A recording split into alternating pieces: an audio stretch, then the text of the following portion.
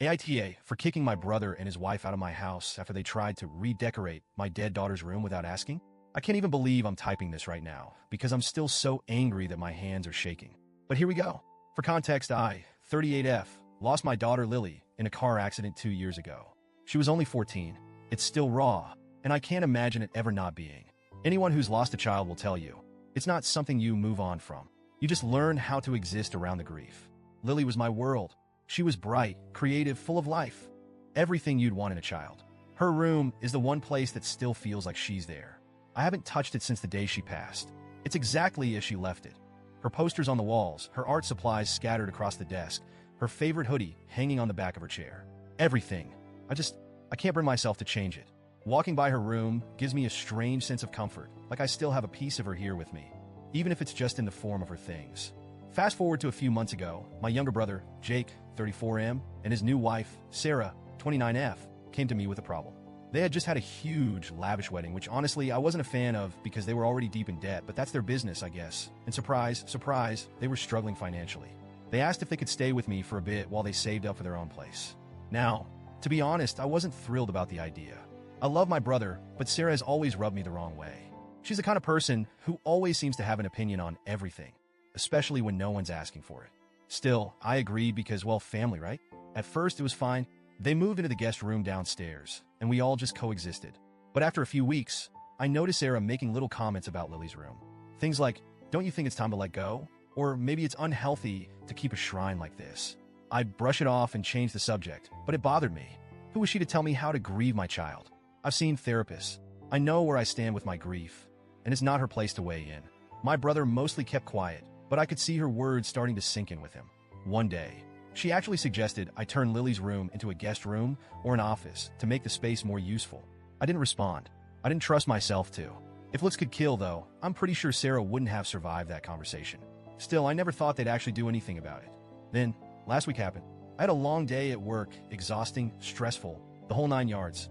I came home just looking forward to decompressing and maybe watching some TV before bed. But when I walked upstairs, I noticed something was off. The door to Lily's room was open. I always keep it closed. My heart immediately dropped, and I rushed over. What I saw made me freeze in the doorway. Her posters, the ones she had hung up herself, were gone. Her bed was stripped. All her things, her books, her drawings, her clothes, they were packed away in boxes. The walls, which she had painstakingly decorated with her own little doodles and pictures, were half painted over in this awful, bland beige. And worst of all, there was new furniture sitting in the middle of the room, generic, boring furniture that looked like it came straight out of some sterile hotel. I was shaking. I could barely breathe. It felt like someone had gutted me right there on the spot. I don't even remember how I got downstairs, but suddenly I was in the living room, screaming for Jake and Sarah. They came rushing in, looking all surprised and concerned like they didn't know why I was so upset. What did you do? I screamed at them, and my voice cracked. What the hell did you do? Sarah, with this infuriatingly calm tone, said, we thought we'd do you a favor. It's time to let go. You need to move on. It's unhealthy to keep things the way they were. A favor. A favor?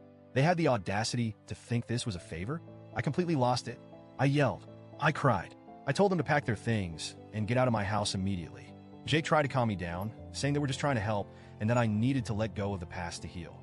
But all I could see was betrayal. They had crossed the one line I never thought anyone could. They destroyed the last piece of Lily that I had left. When I told them to leave, Jake had the nerve to look hurt. He said they had nowhere else to go, that they were in a tough spot, and didn't mean any harm. But I didn't care. I didn't want them in my house for another second.